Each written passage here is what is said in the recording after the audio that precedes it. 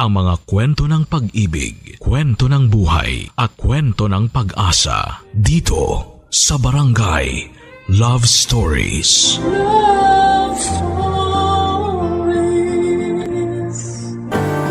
Ang mga aksyon na hindi pinag-iisipang mabuti ay nagresulta ng ating pagsisisi sa huli.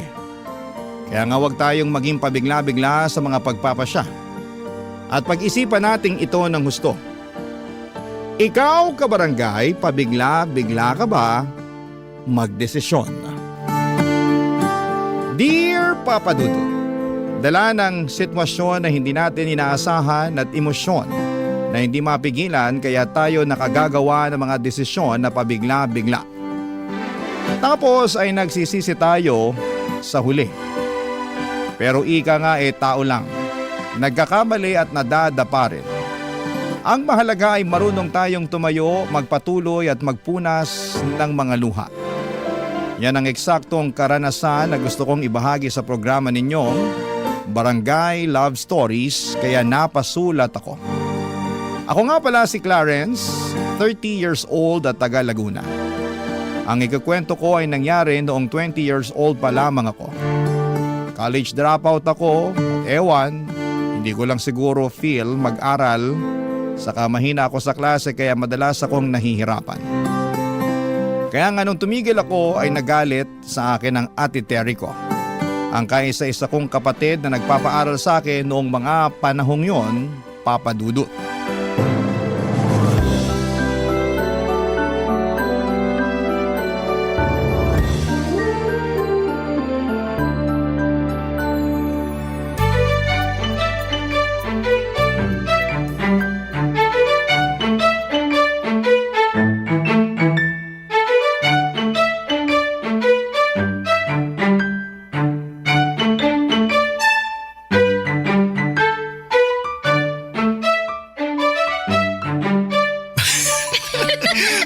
Baby naman nakikiliti ako. Susubilbil pa lang kiliti mo, ha? Now I know. Uy, ano ba? Tama na. Anong tama na? Aliw ako pag tumatawa ka eh. Kaya lalo pa kitang kikilitiin. Makahagikik ka naman dyan, Clarence. Ang saya-saya mo pa. Ate, nandiyan ka na pala. Magandang tanghali po, ate. Sino naman yung babaeng yan? Si Emily, ate, girlfriend ko. Girlfriend? Kailan pa naging kayo? Kaninang umaga lang po. Kasasagot ko lang po kay Clarence. Hindi kasi ako tinigilan nitong kapatid niyo eh. Sobrang kulit kaya pinagbigyan ko na. Ay, wow. Baby ko naman Huwag mo na sabihin kay ate. Ay, wow ulit. Sa harap ko pa talaga kayo naglandian, ano? Pasensya na po Hindi lang namin mapigilan eh. Diba? Wala namang problema yun, pero wala kasing nababanggit si Clarence na may nililigawan pala siya. Kaya nga, gulat na gulat ako na may girlfriend pala siya, tapos dinala niya rito sa bahay ng hindi man lang pinapaalam sa akin. Ate, hindi naman magnanakaw si Emily. Girlfriend ko siya. Hindi ko sinabing magnanakaw siya, pero sana sinabi mo sa akin na may bisita ka pala, no? Baka nakakalimutan mo, bahay ko to. Hindi ko naman nakakalimutan at di ko rin naman inaangkin, kaya huwag kang magtaray ng ganyan. At bakit hindi? May karapatan naman ako. Nako, wag na po kayong mag-away. Hindi kasi maganda sa magkapatid yun. Ineng, Ay. wala akong pakialam sa opinion mo. Wala ka namang alam kung bakit ako nagkakaganito. Yang kasing Clarence na yan ang may kasalanan. Ibis na unahin ang pag-aaral, mas inuna pa talaga ang paghahanap ng karelasyon. Ate, hindi naman si Emily ang dahilan kung bakit tumigil ako sa pag-aaral Ayoko lang talaga. Feeling ko di ko kaya yung college. Ang sabihin mo, wala ka lang tiyaga. Dami-daming kaedad mo dyan ang gustong mag-aral, pero ikaw yung may tsansa kaso binabaliwala mo lang. Sayang naman yung binayad ko sa tuition mo ng mga nagdaang semestre.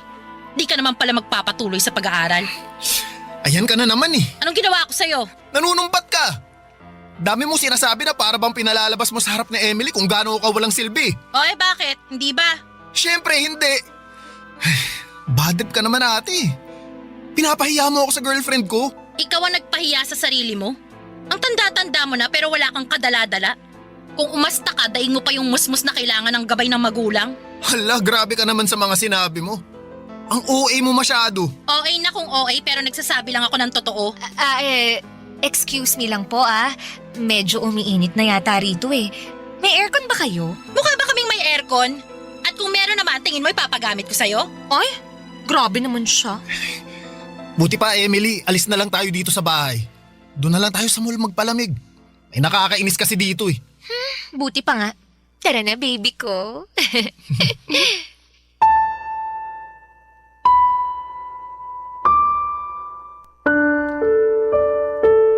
Papa Dudut, hindi talaga kami magkasundo ng ate ko. Para kasi siyang galit sa mundo palagi, yun bang pinaglihi sa sama ng loob na madalas kong sabihin sa kanya. Sa edad niya kasi noong 29 ay single pa rin siya. Baka factor na walang lalaki na nagkakagusto sa kanya kaya ganon siya kasungit. Sa katunayan ay ramdam ko na pinagtsatsagaan na lamang namin ang isa't isa. Lalo't nangako siya noon sa mga magulang namin bago sila namatay na aalagaan niya ko. Fast forward, madalas kong sabihin kay Emily na gusto ko nang umalis sa poder ni Ate Terry. Ayoko na kasi yung pakiramdam na minamanduhan lalo na at hindi naman ako bata. Marunong na akong mag-isip at magdesisyon para sa sarili ko. Kaya nga kinumbinsi ako ni Emily na umalis na sa bahay ni ate. Para patunayan sa kanya na kaya ko nang tumayo sa sarili kong mga paa, Papa Dudut.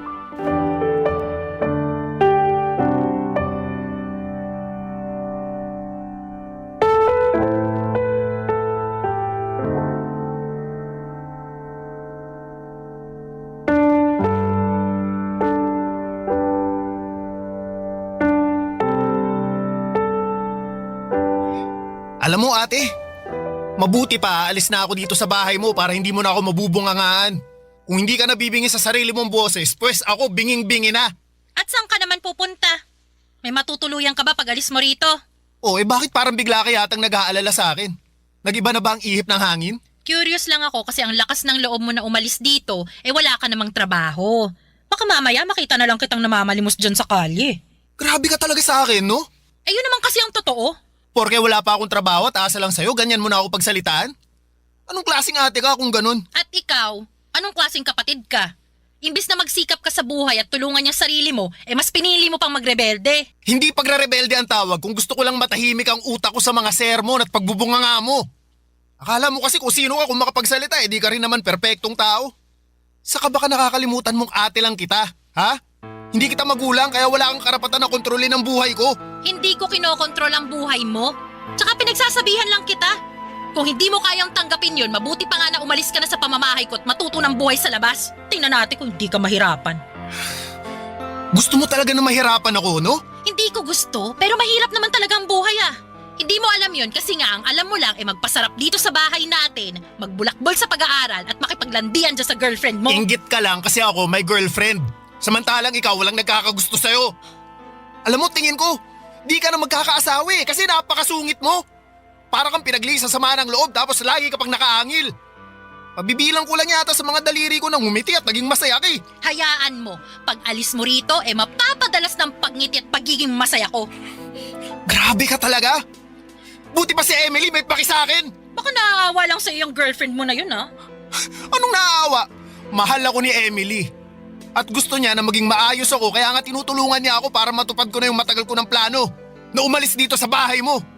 Ayoko na kasi talaga na makasama ka. Di umalis ka! Aalis talaga ako, hindi mo ako mapipigilan. Wow ha? Sino may sabi sa'yo na balak kitang pigilan? Gusto mo ihatid pa kita sa sakayan Ang sama talaga ng ugali mo. Ginusto mo yan, pangatawanan mo. Pangangatawanan ko talaga. Simula sa araw na to, hindi mo na ako makikita. Papa Dudut, ang daming sinabi ni Auntie Terry pero lahat ng yun ay pumasok lamang sa kaliwa at lumabas din sa kanang tenga ko. Wala na akong pakialam sa kanya dahil desidido na akong magkaroon ng sariling buhay kaya nga malaki ang pasasalamat ko kay Emily dahil inalalayan at tinulungan niya akong maisakatuparan ang bagay na yon. Masasabi ko na sa aming dalawa si Emily talagang mas malakas ang loob na gawin ang mga bagay-bagay. Bago ako umalis sa poder ni Ate Terry ay tinulungan na niya akong maghanap ng maupahang apartment. At nakahanap naman kami noong pasok sa budget kaya masayang masaya ako.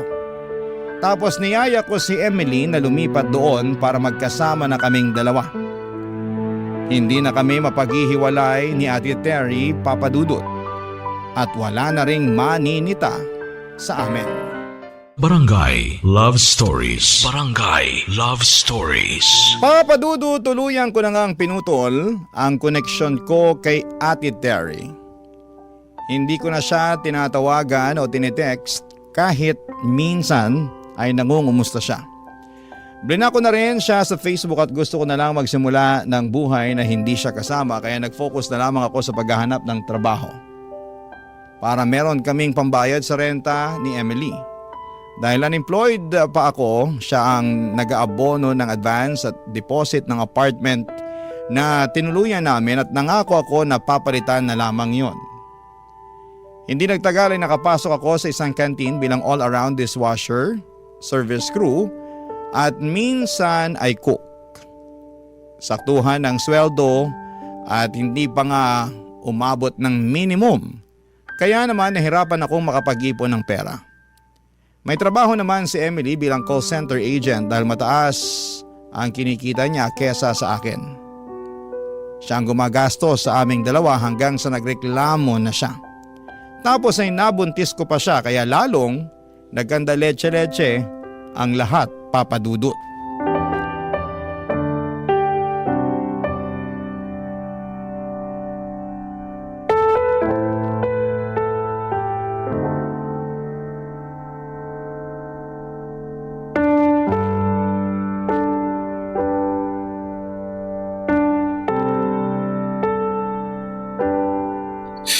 Sensya na ate. Baka sabihin mo, kinain ko mga sinabi ko ah.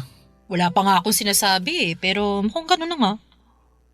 Wala lang kasi talaga akong matatakbuhan kaya nandito ako ngayon. Bakit di ka tumakbo dun sa girlfriend mo? Gusto ko naman tumakbo sa kanya Palayo nga lang. Nito kasing nakalipas, madalas na kaming di magkasundo. Lagi na kaming nag-aaway. Siguro ng babae ka, no? Huy, hindi no. Loyal kaya ako, grabe ka sa akin. Nagtanong lang naman ako. Yung tanong mo parang hinuhusgahan mo na pagkatao ko Ano ba kasing rason bakit kayo kamo palagi nag-aaway? Sa pera kasi. Liit lang kasi nung naiaambag ko kaya nagreklamo na si Emily. Nauubos daw sa amin yung sweldo niya. Hindi naman daw pwedeng ganun palagi kaso anong magagawa ko kung mababa lang talaga magpasweldo yung napasukan kong trabaho? Bakit hindi ka na lang maghanap ng ibang trabaho? Yung malaking pasweldo. Sinubukan ko naman kaso bihira tumatanggap ng high school graduate Pinag-apply din ako ni Emily sa call center pero unang interview ko pa lang ligwak na. Di kasi ako magaling mag-English kaya ayun, di rin ako nakapasok. Nag-away pa nga kami kasi gusto niya mag-apply ulit ako pero sabi ko ayoko na, napapahiya lang ako. Medyo ang hirap nga ng sitwasyon mo. Sinabi mo pa. Tapos ngayon, buntis na si Emily. Iba ka rin, no? Nakuha mo pang buntisin yung girlfriend mo? Malamang magkasama kami sa iisang bubong Alam nga namang magtitigan lang kami. Siyempre may nangyayari sa amin. Alam mo, hindi ako interesado na malaman ng bagay na yan. Pero sana naisip mo na ang hirap ng buhay tapos nakuha niyo pa talagang mag-anak. Yun na nga, sinisisi nga ako ni Emily kasi binuntis ko raw siya. Kaya tuloy lalo kaming nahihirapan. Ilang buwan na rin kaming di nakakapagbayad ng renta. Paalisin na nga kami pag di pa kami nakapagbayad ngayong buwan Baka sa kalsada na talaga kami pulutin ito. Ate, may ipapahiram ka ba dyan sa akin? Kahit magkano lang. Sige na. Parang awa mo na ate. Wala akong pera rito. Sige na, babayaran ko naman Maawa ka na sa kapatid mo. Wala nga. Pero kung meron man, di rin kita pahihiramin Grabe naman to. Hanggang ngayon ba galit ka pa rin sa akin kasi napakasutil kong kapatid sa'yo? Siguro masayang-masaya ka na ngayon na nakikita ako naghihirap no? Mukha ba akong masaya? Kung masaya ako, sana tumatawa ako ngayon pero hindi naman kaya wag mo akong simulan. Ang akin lang, wala akong mapapahiram at kung mapahiram ko man kayo, sigurado na sa susunod na buwan kakapusin ulit kayo. Aba, Mahal magbuntis sa panahon ngayon, Clarence. Magastos, kaya mahihirapan kang bumuelo niyan. Buti sana kung tumitigil ang mga bayarin, buwan-buwan nandyan yan. Ang magagawa ko lang i-offer itong bahay. Ha? Anong ibig mo sabihin, ate? Kung gusto niyo na dito kayo tumira. Wala namang gumagamit ng kwarto mo, tsaka wala rin namang tao rito pag nasa trabaho ako. At least, wala na kayong iisiping renta buwan-buwan. Mas makakaipon pa kayo sa panganganak ni Emily. Salamat, ate, pero... Pero ano, Pero ayos lang ba talaga sa'yo?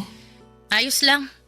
Tsaka, di naman din kita matitiis kahit ang tigas ng ulo mo eh. Kapatid kita eh.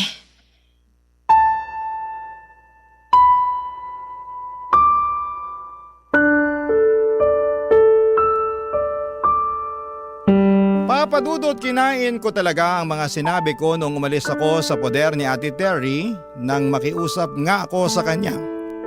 Natulungan kami ni Emily.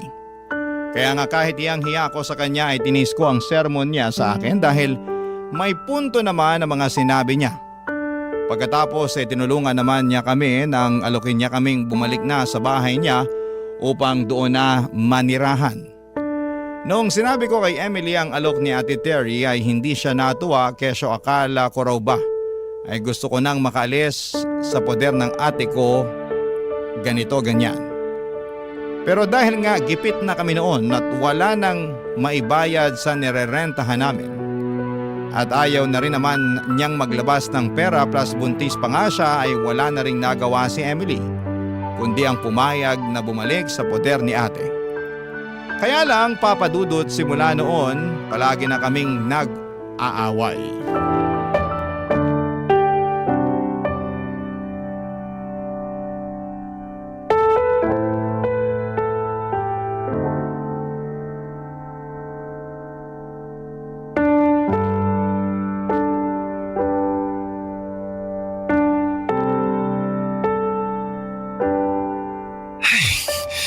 Emily naman, baka mapaano si baby. Paano mapapano? Nandito lang naman siya sa tiyan ko. Alam ko naman yun, pero balik mo nga sa ubi ngayon.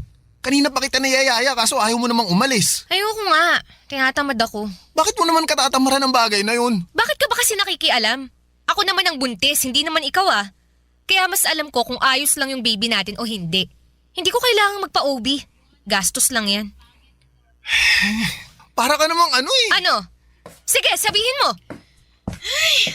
Hindi na ba talaga matatahimik ang bahay na to? Simula nung dumating kayo rito araw-araw na lang kayo nag-aaway.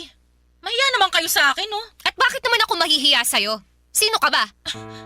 Anong sinabi mo? Uy! Emily, ano ba yung pinagsasasabi mo kay ate? Kakayamot kasi tong ate mo eh. Sabat ng sabat, hindi naman kasali sa usapan. Bastos naman pala tong babaeng to eh.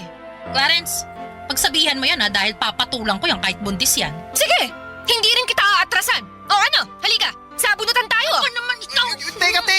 Pwede ba? Kumalma muna kayo. Paanong kakalmay napakagaganyang kinakasama mo? Bastos! Walang modo! Baka nakakalimutan nyo sinong mas matanda rito, ha? Wala kaming nakakalimutan, no? Nakakainis ka lang talaga. At ako pa talagang nakakainis? Hiyang-hiya naman ako sa'yo! Pasensya ka na ate ha, hindi lang alam ni Emily ang sinasabi At niya. ako pa talaga ang walang alam dito, ha? O sige, magkampihan kayo. Pagtulungan niyo ako.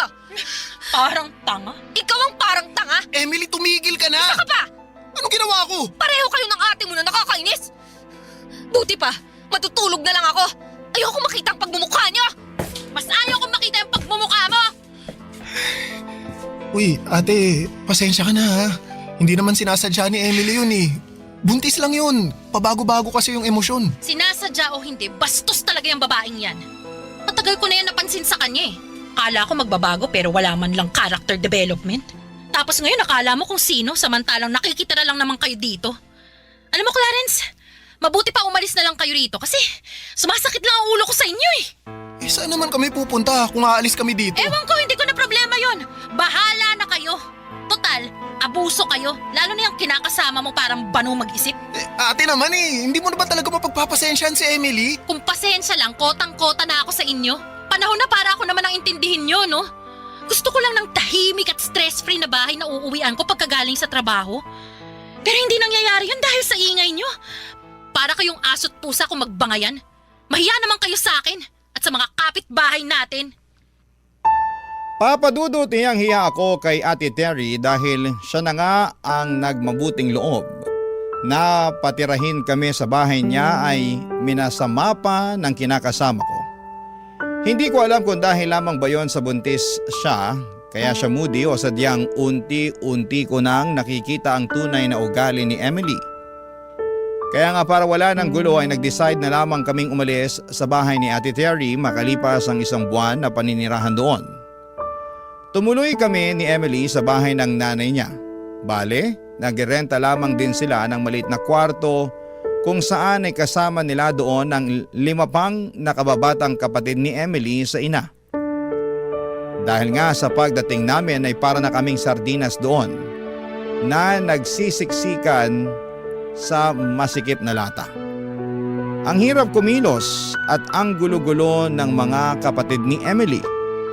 Kaya hindi rin ako makapagpahinga ng maayos. Barangay Love Stories. Barangay Love Stories. Papadudot pakiramdam ko ay wala akong kakampi sa bahay ni na Emily lalo na kapag nag-aaway kami.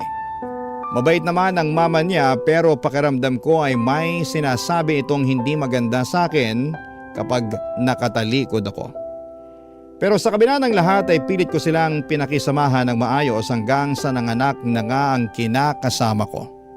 Siyempre, tinulungan ulit ako ni Ate Terry para makabayad kami sa ospital. Kaya nga malaki ang pasasalamat ko sa ate kong yon dahil maasahan talaga siya sa oras ng kagipitan. Masasabi ko na naging maayos naman ang unang 2 buwan ng pagiging magulang namin ni Emily. Hindi na kami masyadong nag-aaway noon at ang focus na lamang ay magtrabaho. Kumayod ako ng husto at sa katunayan ay madalas na nga akong mag-overtime at mag-double shift para naman malaki ang pera na maiuwi ko lalo't huminto muna sa pagtatrabaho si Emily para alagaan ang anak namin, Papa Dudut.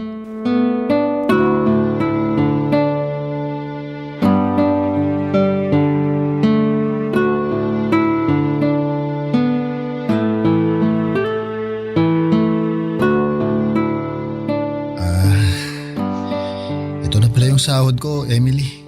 Akin na. Kompleto ba to? Oo naman. Sige ha, bilangin ko. Ito na yun? Ha? Bingi ka ba o ano?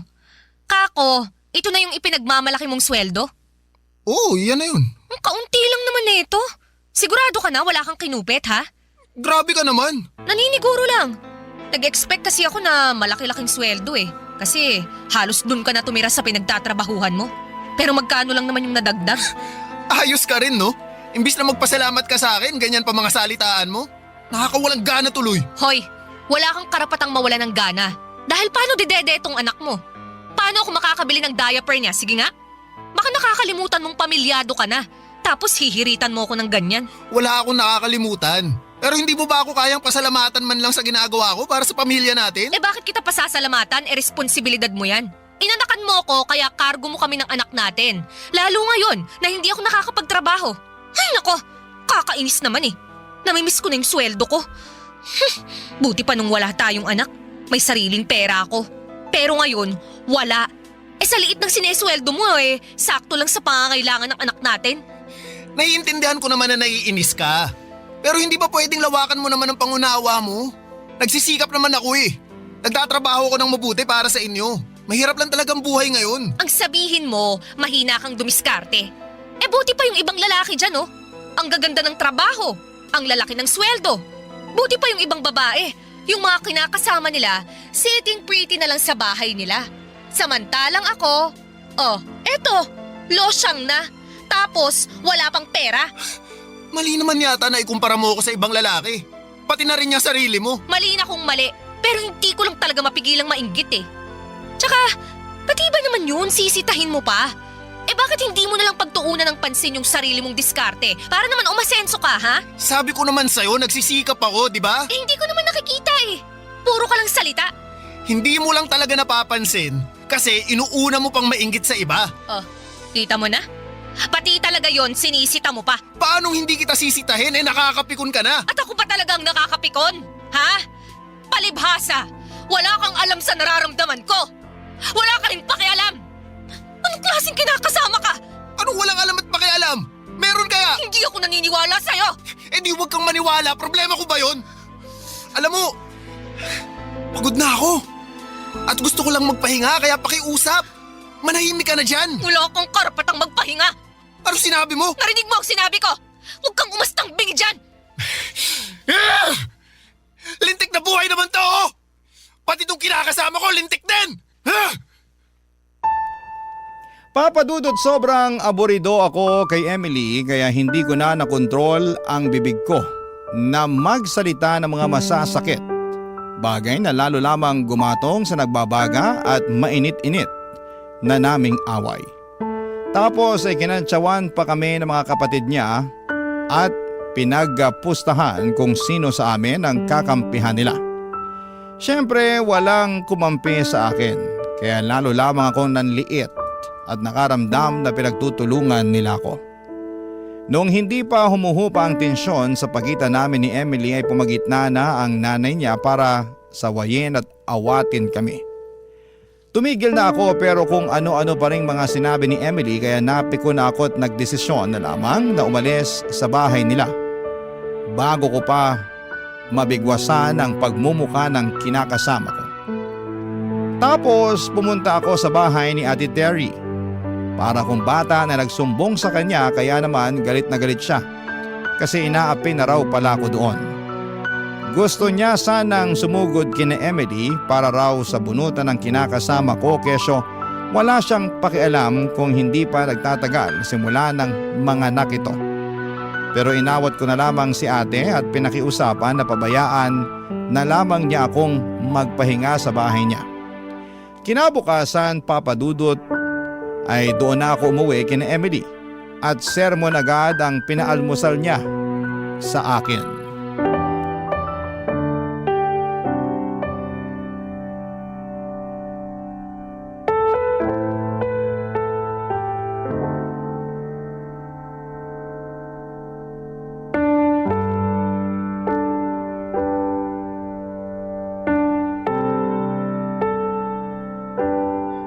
Emily, ano ba?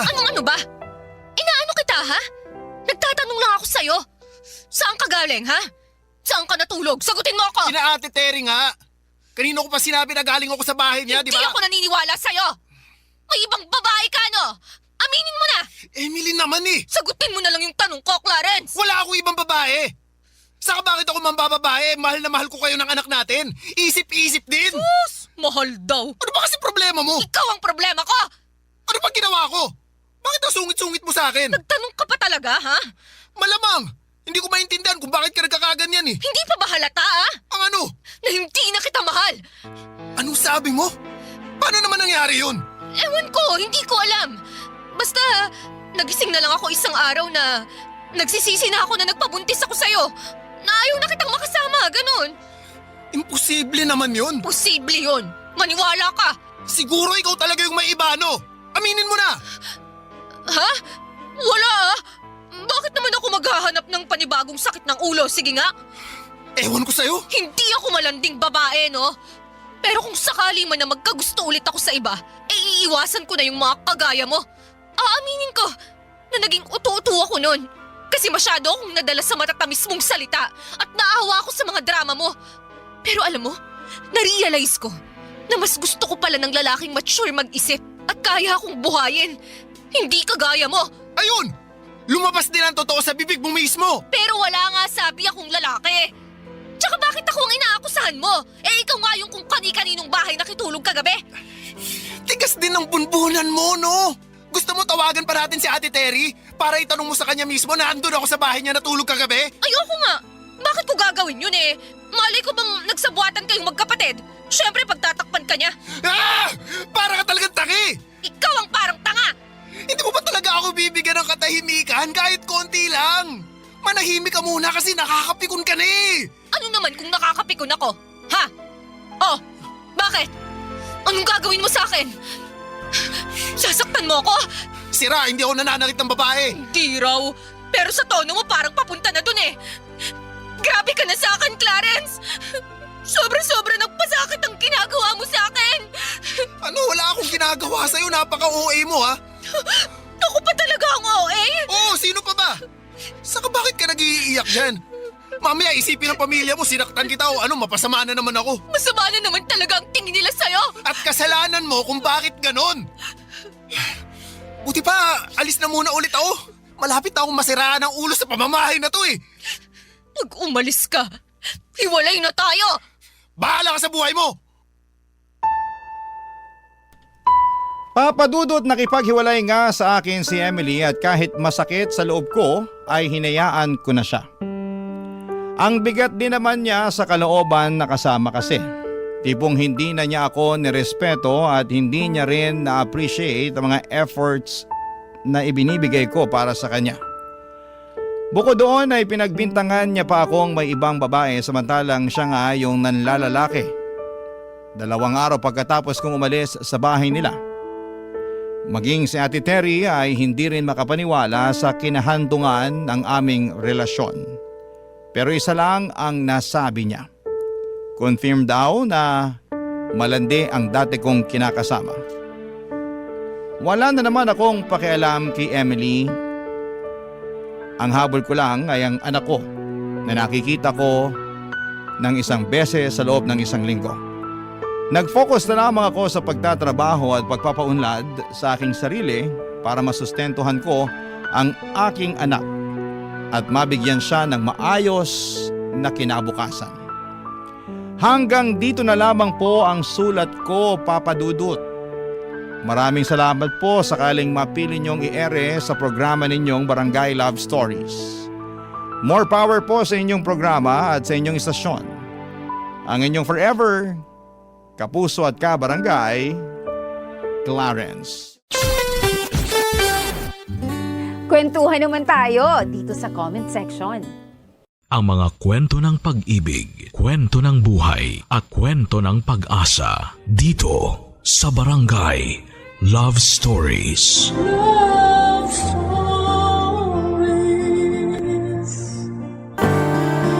Hanggang kailan ka nga ba magiging pangalawa sa taong lagi mong inuuna? Hanggang kailan ka papayag na maging isang taong tinatakbuhan lang? Kapag may kailangan siya pero sa dulo ng araw, iba ang kasama niya kapag masaya na siya. Dear Papa Dudut, itago niyo na lamang po ako sa pangalang Essie. Sumulat ako sa inyo ngayon para ikwento sana sa inyo ang naging maiksing forever namin ng aking ex-boyfriend na si Jay. Tulad ng mga kakasimulang relasyon, napupuno kami noon ng pagmamahalan at halos ayaw naming malayo sa isa't isa. Updated sa ginagawa ng bawat isa kahit nga magkasama na kami sa trabaho, ay nagtitext pa rin kami at nagkukumustahan kung kaya pa ba ang workload na meron kami sa araw na yon. Ganon kami. Facebook official na kami at syempre ang pinaka-importante sa lahat ay official kami sa pamilya ng bawat isa. Akala ko nga ay talagang forever na ito eh. Akala ko. Kasi maayos naman kaming dalawa, walang naging problema pagdating sa oras dahil marami kami noon para sa isa't isa. Lalo na ako. Handa kong ibigay sa kanya ang lahat ng oras ko. Walang naging problema sa pamilya namin kasi boto sila sa amin. Actually ay sila pa nga itong nagpaplano na para sa future wedding namin. Nakakatawa na nakaka-pressure. Wala rin naging problema na sobrang bigat o walang naging challenges sa relasyon namin na hindi namin nalagpasan dahil sinisiguro ko na hindi kami aabot sa punto na matatalo kami ng mga pagsubok na yon.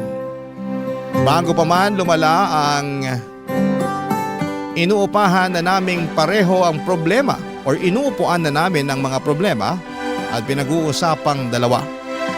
Sobrang perfect na nga eh.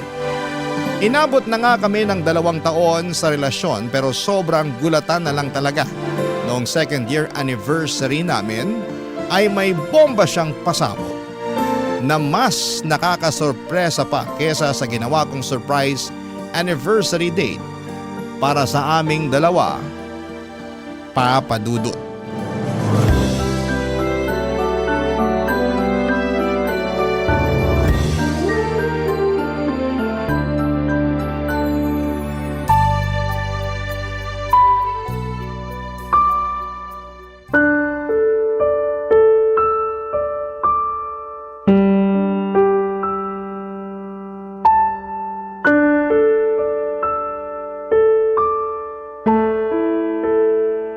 Surprise! Happy anniversary, babe! Sabi ko naman sa'yo. Alam ko sinabi mo na wala nang pa-surprise sa anniversary natin. Pero kasi hindi ako makatiis eh. Patawarin mo na lang ako. Wait lang, bago ka magalit dyan, tignan mo muna tong hinanda ko. Break na tayo. May hinanda akong tinola sa gata na paborito mo.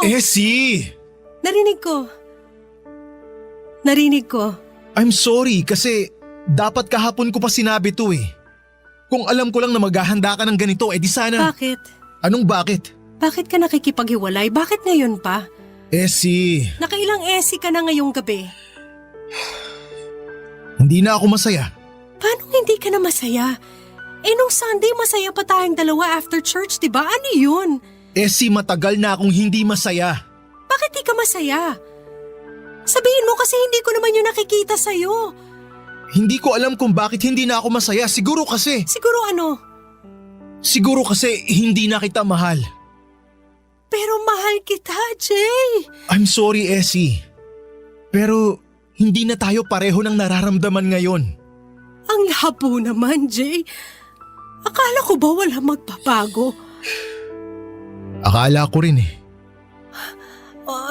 Paano na to? Pwede pa rin naman natin kainin tong hinanda mong tinola eh. Itong relasyon at hindi ang lintik na tinola na yan. Hindi ko alam. Hindi ka nalalaban? Hindi na. Ako lalaban pa. Wag na. Please, Jay. Hindi ko na kaya, Hindi na talaga.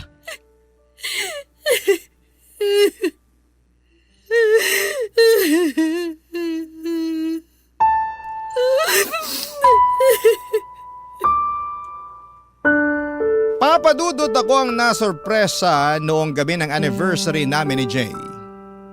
Iyak ako ng iyak na hindi niya ako mapatahan pa. Umalis siya nang hindi nagpapaalam dahil hindi na rin niya alam ang gagawin at makalipas nga ang ilang oras ay tumawag ito para humingi ng sorry sa mga nangyari. Akala ko noon ay makikipagbalikan na ito kasi natauhan na pero hindi, Papa Dudut. Tumawag ito para sabihin na sana ay hindi pa rin kami mag-iwasan. Na sana sa opisina lalo ay makakapag-usap pa rin kami tulad ng dati dahil hindi naman pwedeng mag-isa sa amin na i-give up ang trabaho dahil lang nagkahiwalay kaming dalawa. Na sana ay kahit na hindi na kami magkarelasyon ay matatakbuhan pa rin namin ang isa't isa tulad ng dati. Tulad dong magkaibigan pa lamang kaming dalawa, Papa Dudut. Hindi ko nasabi sa inyo na bago kami maging magkarelasyon ni Jay ay naging mag-best friend kaming dalawa. Since college, takbuhan na namin ang isa't isa lalo na kapag may problema. Lalo na siya. Lagi ang tumatakbo sa akin kapag may kailangang tulong at andon naman ako para saluhin siya. Nasanay siyang ganon sa akin hanggang sa maging kami. Kaya siguro kahit ngayon na magkahiwalay kami ay gusto pa rin itong maging ganon kami sa isa't isa. Takbuhan kapag may problema at pumayag ako rito. Pumayag akong bumalik kami sa pagiging mag-best friend kung ito ang paraan para hindi siya mawala sa akin dahil aaminin ko na hindi pa ako handa na mawala siya. Baka sa ganitong paraan ay bumalik yung nawala niyang feelings. Baka makita niya ang halaga ko, kaya pumayag ako. Naging best friend niya ulit ako, Papa Dudut.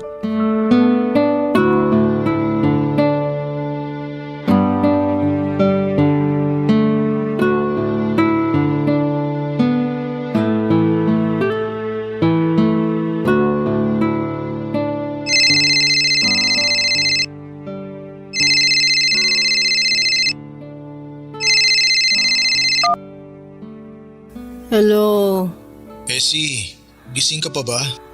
nagising na. Ay naku, sorry talaga Essie kasi… Ano ba yun? Alas 3:30 na ng umaga, oh. Hindi ko kasi matapos tong report na pinapagawa ni boss eh. Di ba para mamaya na yan? Ano nangyari? Kanina ko lang kasi to sinimulan. Akala ko madaling gawin pero hindi naman pala. Anong gusto mong gawin ko?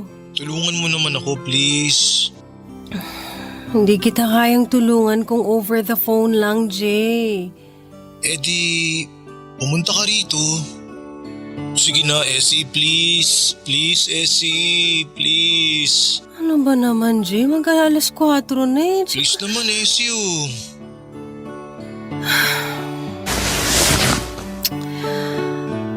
Okay. Bigyan mo ako ng 30 minutes. Pwedeng 20 minutes? Okay. Bigyan mo ako ng 20 minutes para mag-prepare. Ayun, thank you.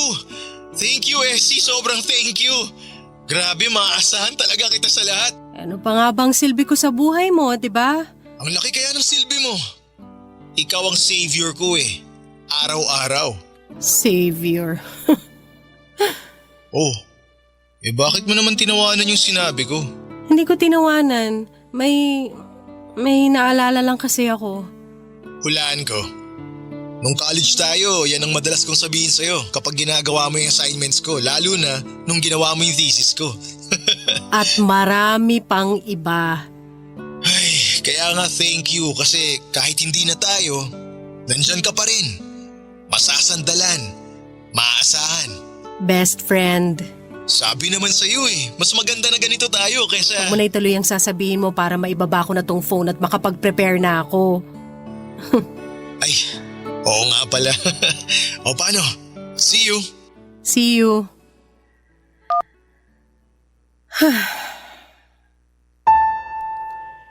Best friend, yan na lamang ako muli sa buhay niya. Takbuhan niya kapag may kailangan o may problema. Para kaming bumalik sa college, ang daming nagsasabi na ang tanga-tanga ko para ipagpatuloy ang ginagawa ko. Pero kibits balikat na lamang. Hindi kasi nila naiintindihan yung kagustuhan ko na mapalapit lamang kay Jay. Nasanay akong kasama siya at nasanay akong lagi siyang nandyan. Kaya hindi madaling putulin yung naging routine namin. Hindi ko kaya. Kaya naman nakontento ako sa ganito sa pagiging best friend kung eto ang paraan para hindi siya mawala sa akin. Dahil papadudot aaminin ko, kahit 2 taon nang nakalipas, ay mahal ko pa rin siya.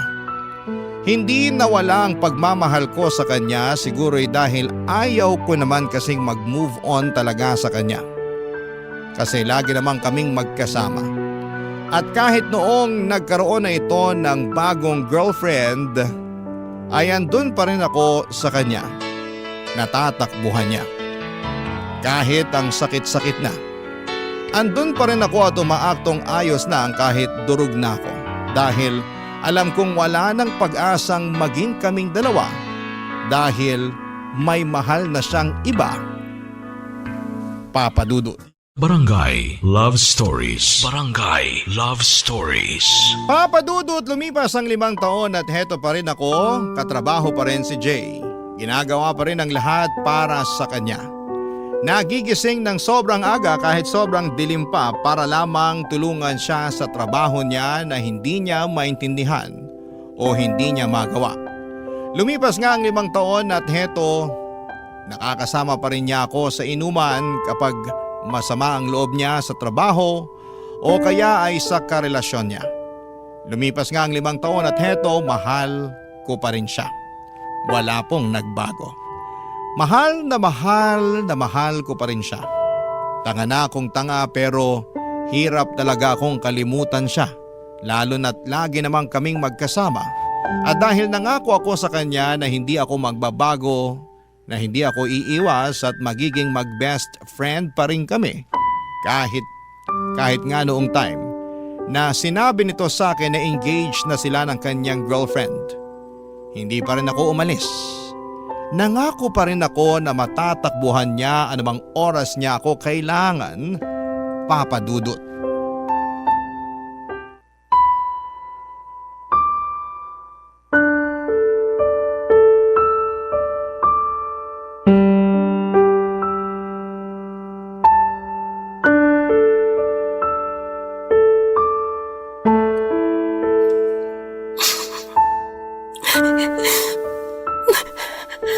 Oh, bakit ka umiiyak dyan? Masaya. Masaya kasi ako para sa'yo. Masaya ka ba talaga? Tingnan mo nga, namumugto na yung mga mata mo kay iiyak dyan oh. Hindi. Ganito lang ako magpakita ng saya. Masaya ako para sa'yo, Jay. Masaya ako na ikakasal ka na. Alam mo, masaya rin ako. Sobra. Siya na yung babaeng pangarap ko eh. Siya na yung gusto kong makasama araw-araw. Alam mo yun? Alam mo ba yung ganong pakiramdam? Alam ko. Sus, alam mo ba talaga? Eh wala kang ang love life ngayon eh.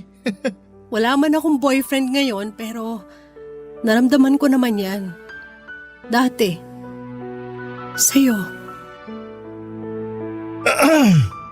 Bale, wala pa kaming napag-uusapang araw kung kailan mismo yung kasal pero asahan mo, isa ka sa mga unang makakaalam. Nako, kahit wag na, hindi naman ako importante para sa kasal niyo eh. Hindi no? Best friend kita. Kailangan nandun ka. Sasabihin ko sa kanya na gawin ka pang ang abay. Wag mong gawin yan. Ayos lang ako kahit nga hindi na ako pumunta eh. Uy, nasaan na yung pangako mo na makakasama kita lagi? Pero kasal mo yun, Jay. Eh ano naman ngayon? Mahalagang araw yun para sa akin. Dapat nandun ka. Pero kasal mo yun. Eh ano nga ngayon kung kasal ko yun? Ex mo ko. Best friend na kita ngayon. Ang tagal na nating wala. Eh lagi na nga tayong magkasama eh. Hindi na tayo naiilang sa isa't isa tulad ng ibang mag-ex dyan. Iba tayo, okay? So dapat pumunta ka. Jay, hindi ko kaya. Bakit? Hindi ko alam. Ay nako, nabigla ka lang siguro. Tara, libre kita ng kape. Tulungan mo na rin ako sa mga dapat tsaka mga hindi ko dapat gawin sa kasal. Okay ba yun? Jay, please. Eh alam ko na ang gusto mong sabihin. Gusto mo iwasan at layuan mo na ako dahil engaged na ako. Hindi naman ako manhid eh. Hindi naman kasi ang dapat eh. Pero di ko kaya yun. Hindi mo kaya? Oo. Kasi nasanay na ako na nandyan ka. Hindi ko alam kung makakayanan ko ang araw-araw na wala ka. Pero… ituloy mo pa rin yung pangako mo. Huwag kang mawawala sa tabi ko. Nandyan ka lang para matakbuhan ko. Para matulungan ako. Diyan ka lang. Walang dapat magbago kahit ikasal pa ako. Kahit magkaanak pa ako at magkaapo. Diyan ka lang. Ha? Okay.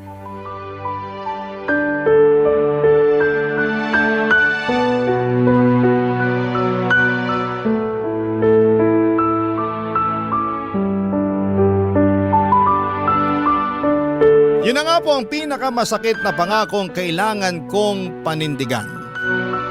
Durog na durog ako nung malaman kong ikakasal na siya. Parang biglang nawala na ako ng pag-asa na magiging kami pa. Kasi nung magkarelasyon pa lamang sila ng girlfriend niya ay okay pa. Pwede pang umasa kasi hindi pa naman sila kasal pero iba na ngayon. Engaged na sila at papunta na doon sa forever nila. Alam ko dapat at pinanindigan ko na lamang yung tumatakbo sa utak ko na dapat ay umiwas na ako kahit na ayaw pa niya. Oras na rin para makapag-move on sa kanya pero hindi ko nagawa. Kasi nung tumingin ako sa mga mata niya noong narinig ko ang mga pakiusap niya na huwag akong mawawala ay para akong natameme. Na dapat na sa tabi lamang niya ako, lahat ng plano ko na lumayo ay nawala at pumayag ako sa kagustuhan niya. Ang mga kung hindi ako aalis. Na forever akong nasa tabi niya at forever niya akong matatakbuhan kapag kailangan niya ng forever best friend. Hindi ko po alam, Papa Dudut, kung hanggang kailan ako masasanay sa ganito. Hindi ko alam kung makaka-move on na ba ako sa kanya at matatanggap na ang katotohanan na mag-best friend na lamang kaming dalawa.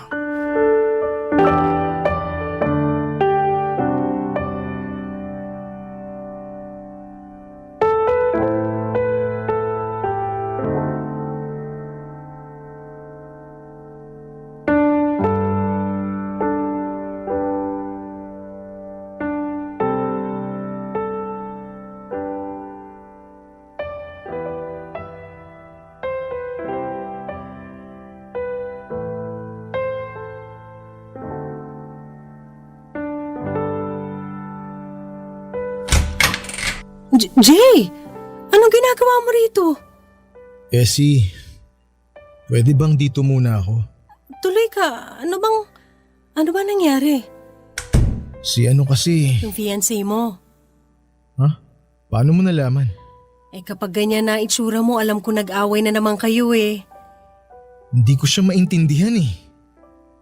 Ang labo niya. Ang babae kasi, kahit anong gawin mo, hindi mo maiintindihan. Mahalin mo na lang. Pero bakit ikaw naiintindihan ko? Kasi best friend mo ko at matagal na tayo magkakilala. Ang hirap niyang intindihin. Lagi na lang ako yung nag-a-adjust. Paano naman ako? Kailangan ba lagi ako yung may malawak na pangunawa? Bakit siya hindi niya magawa yun para sa akin? Nagmumukha akong sunod-sunuran sa mga gusto niya eh. Siya lagi yung nasusunod.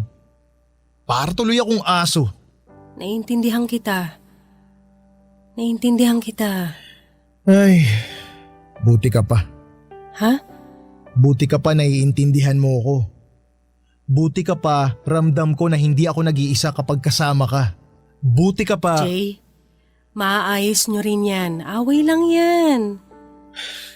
Pero paulit-ulit na lang kasi. Pag-usapan nyo lang, maayos din yan. Mabuti pa tara na lang dun sa sala at ipagtitimpla kita ng kape. Pag-usapan natin yan hanggang sa gumaan ang pakiramdam mo. Ay, salamat Essie ah. Paulit-ulit ka na lang sa pasasalamat dyan. Ayos lang, gano'n naman talaga eh. Paanong ganun? Ito na yung role ko sa buhay mo. Maging best friend mo. Takbuhan mo nga ako sa lahat, di ba? Di ko alam ang gagawin ko kapag wala ka. Kaya please Essie, huwag kang mawawala ah. Oo. Mag-promise ka. Kasi Essie, hindi ko makakayanan ng mag-isa. Kailangan kita. Kailangan kita Essie. I know. Kape na? Yes please. Thank you Essie.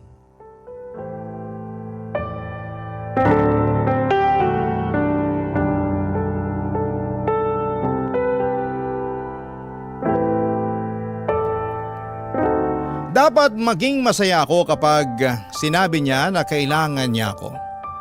Dati masaya ako noon kapag sinasabi niya yon.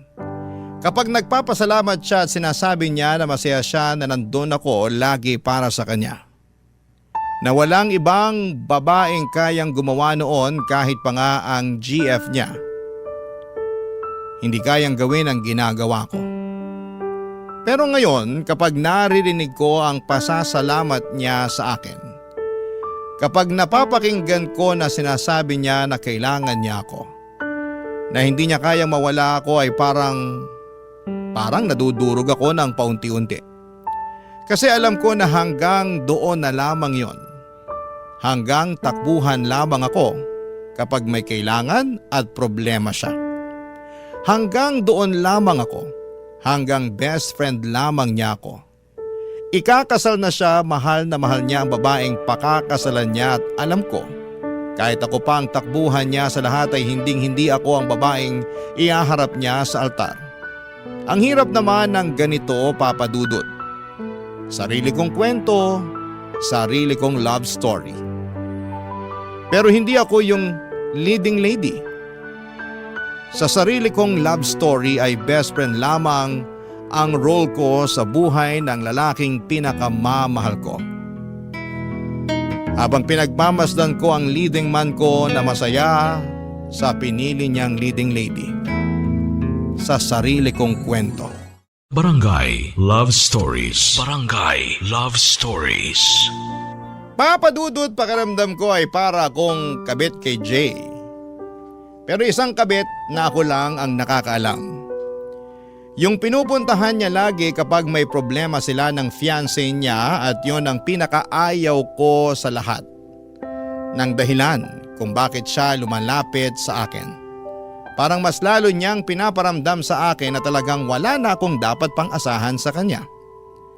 At ang pinakamasakit pa rito, Papa Dudut, ay wala akong lakas ng loob para sabihin sa kanya na nasasaktan ako sa ginagawa niyang paglapit at alam kong wala na akong karapatan na sabihin ito sa kanya. Dahil nangako ako na nandito lamang ako para sa kanya kahit sobrang sakit na. Sobrang sakit, Papa Dudut.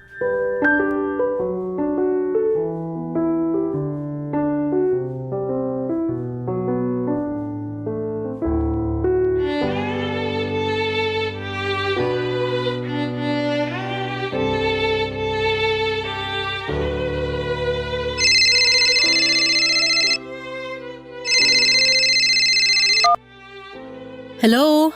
Hi Essie, naistorbo ba kita? Hindi naman. Bakit? Wala naman, gusto lang kitang kumustahin. Kumustahin ako? O bakit parang nagulat ka? Wala lang. Kala ko kasi may kailangan ka eh. Nanibago lang. Grabe naman to. Kinukumusta naman kita kahit wala akong kailangan Bihira. Kaya sorry, nagulat lang. Okay lang naman ako. Ano bang meron? Wala naman. Pwede bang tumawag lang ako kasi gusto kitang makausap, ganon? Weird eh. Hindi ako sanay na tumatawag ka na walang kailangan.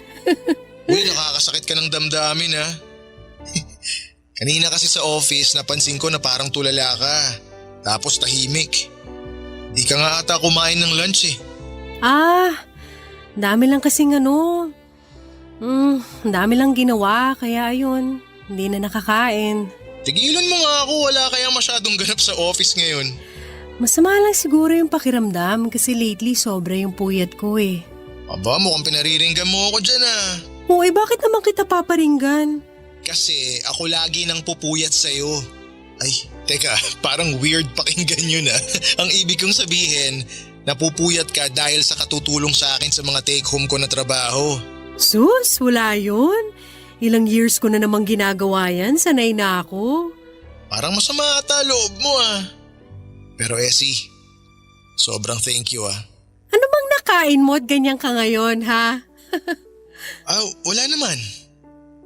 Bigla lang kasi kitang naisip ngayon. Tapos, naalala ko yung mga pinagdaanan natin nung naging tayong dalawa. Naalala mo nung nag-away tayo dahil nagsiselos ako dun sa isang katrabaho natin? Si Fred?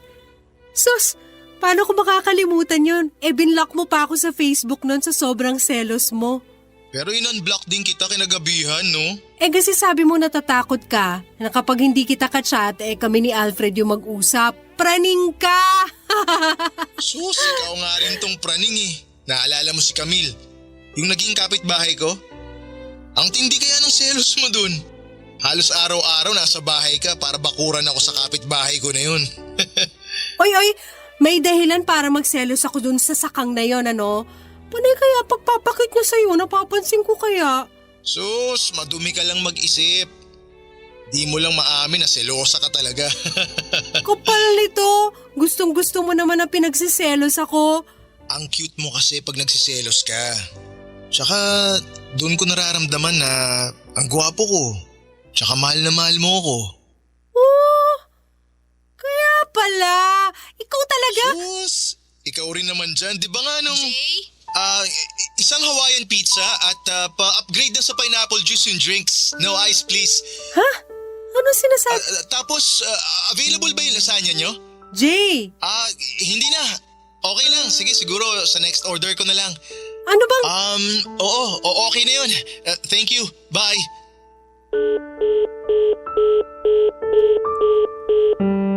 Hindi ko alam kung ano yung naging usapan namin yon ni Jay.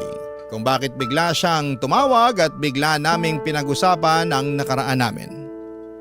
Aaminin ko na nakaramdam ako ng kaunting pag-asa. Baka kapag nagtuloy-tuloy ay baka maisip niyang mahal niya pa rin ako.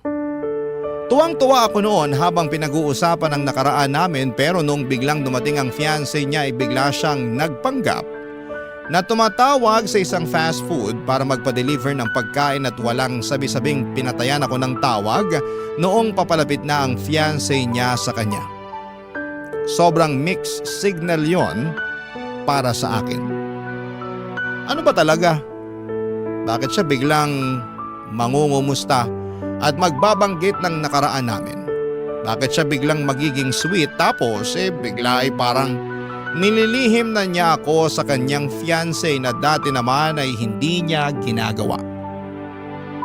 May mali siya na ba yon sa kanya? Gusto kong pag-usapan namin kung ano ba yung nangyari sa amin, pero pagkatapos noon ng pag-uusap namin yon ay umiwas na ito sa akin at hindi ako manhid para maramdaman yon. Pero sa tingin ko ay maganda na rin yon para maka-move on na rin po ako sa kanya.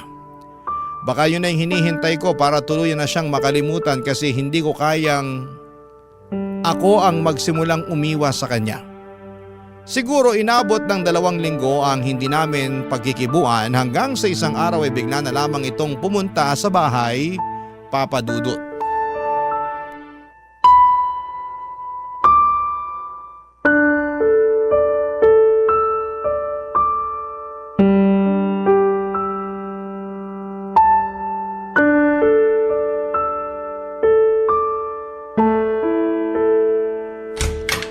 Oh, Jay! Anong ginagawa mo rito? Bakit lagi kayong magkasama ni Pete? Pete? From marketing? Bakit? May ibang Pete ka pa bang nakakasama, ha? Wala. Teka, bakit parang galit ka? Hindi ako galit. Hindi. Nagtatanong lang ako kasi lagi kayong magkasama eh. Bakit masama ba? Oo! Kasi wala namang koneksyon ng department natin sa kanila. So hindi ko magets kung bakit lagi siyang umaali-aligid sa cubicle mo kapag break. O kaya kapag meron siyang chance. Bakit? Wala ba siyang ibang cubicle na pwedeng puntahan? May tinatanong lang yung tao. Ano yun araw-araw? Oras-oras may tinatanong? Si lalaki ako. Alam ko yan. Anong alam mo? Na meron siyang intensyong iba sa'yo. Ano naman ngayon? Pareho naman kaming single, wala namang magagalit. Ako yung magagalit, bakit? Bakit ka magagalit? Sino ka ba para kagalitan kung sino man ang lumapit sa akin? Best friend mo ko. Aking ka lang. Best friend ka lang. Yun lang. Ganon din ako sa'yo, best friend mo lang ako. Nangako ka na pwede kitang matakbuhan kahit na anong oras. Kapag kailangan kita, nandun ka. Pero hindi ko pinangako na ikaw lang ang pwedeng tumakbo sa akin kapag may kailangan. So ganun na lang yon. 2 kaming pwedeng lumapit sa'yo. 2 na kami, ganun. Wala na sa akin ang focus mo. Bakit kailangan mag-focus ako sa'yo? Sino ka ba? Best friend mo nga. Paulit-ulit naman tayo eh. Oo! Uulit-ulitin ko yan hanggang maintindihan mo na best friend ka lang at best friend lang ako at sana alam nating pareho ang limitasyon na yon. Yung pitang bigyan mo ng limitasyon dahil mas nauna ako sa'yo. Nauna ka pero tapos ka na, tandaan mo yan. Wala kang karapatan para pagbawalan ako na lumapit o lapitan ng mga tao kasi hindi mo ko pag-aari. Pero nangako ka. Nangako ka rin naman dati, di ba? Walang iwanan? Tayo lang forever? O asa na yon? Bakit? Ikaw lang ba may karapatang bumali ng pangako? Hindi mo naiintindihan yung punto ko eh. Ikaw ang hindi makaintindi sa sitwasyon natin at sa limitasyon natin, Jay, hindi ako. Limitasyon? Walang limitasyon sa atin. Dati siguro oo nung baliw na baliw ako sa'yo pero ngayon, bibigyan ko na ng limitasyon ng sarili ko sa'yo. Bakit? Dahil ba kay Pete? Dahil nakahanap ka na ng ibang matutulungan mo? Ng ibang mamahalin? Ha? Ganun na lang yon? Hindi dahil kay Pete. Dahil sa akin. Pagod na ako. Jay, pagod na ako. Pagod na ako na lagi mo na lang nilalapitan kapag may kailangan ka. Pero anong kapalit doon? Pag-atras ko sa pag-move on. Pagod na ako na maging okay na best friend mo na lang kasi hindi talaga siya okay. Masakit. Masakit ng sobra. Ilang taon na kaya please lang. Hayaan mo naman ako maging masaya ulit. Hayaan mo na lang na makalimutan kita at magpapasalamat ako kung hahayaan mo akong gawin yun, Jay, kasi mahal pa rin kita, pero please, tama na. Tama na. Essie! Umalis ka na.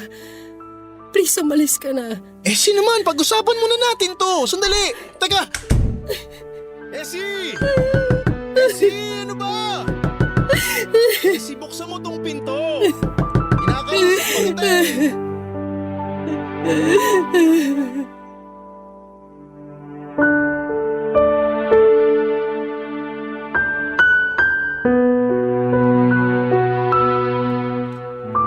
Sa unang pagkakataon ng buhay ko ay naramdaman kong malaya na ako.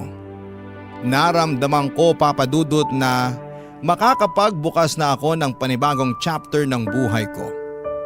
Nawala na ang inaakala kong leading man ko. Sa unang pagkakataon ng buhay ko ay naramdaman ko na may ginawa rin akong tama para sa sarili ko naman. Sobrang sakit na tuluyang kunang pinutol ang koneksyon namin ni Jay. Pero alam kong mas kailangan ko ang sakit na yon para tuluyan kong maitulak ang sarili ko papunta sa tamang direksyon at sa tamang tao. Alam ko na habang nakadikit ako kay Jay ay nababawasan ang chance na mahanap ko ang totoong leading man ng buhay ko. Kaya ng gabing yon, sinabi ko sa kanya lahat-lahat ng mga tinago kong salita sa loob ng maraming taon. Tinapos ko ang chapter namin ang gabing yon. At hindi ako nagsisisi na ginawa ko yon dahil sa unang pagkakataon sa buhay ko. Nagkaroon ako, Papa Dudut, ng pag-asa na magiging masaya ulit ako. Sa unang pagkakataon ng buhay ko ay naramdaman ko na tama ang ginawa ko at alam ko ang kasunod nito ay saya na. Saya dahil ilang hakbang na lamang at makikilala ko na ang leading man ng buhay ko. Yung leading man na ituturing akong leading lady sa kwento naming dalawa. Aabangan ko yon. At hindi ako mapapagod na humakbang patungo sa direksyon kung nasaan man siya. Papa Dudut, marami na akong sakit na dinanas sa nakaraang pahina ng buhay ko. Malit na bagay na lamang ang hahakbangin ko para makalaya. Ang inyong kapuso at kabarangay forever, Essie. Kwentuhan naman tayo dito sa comment section.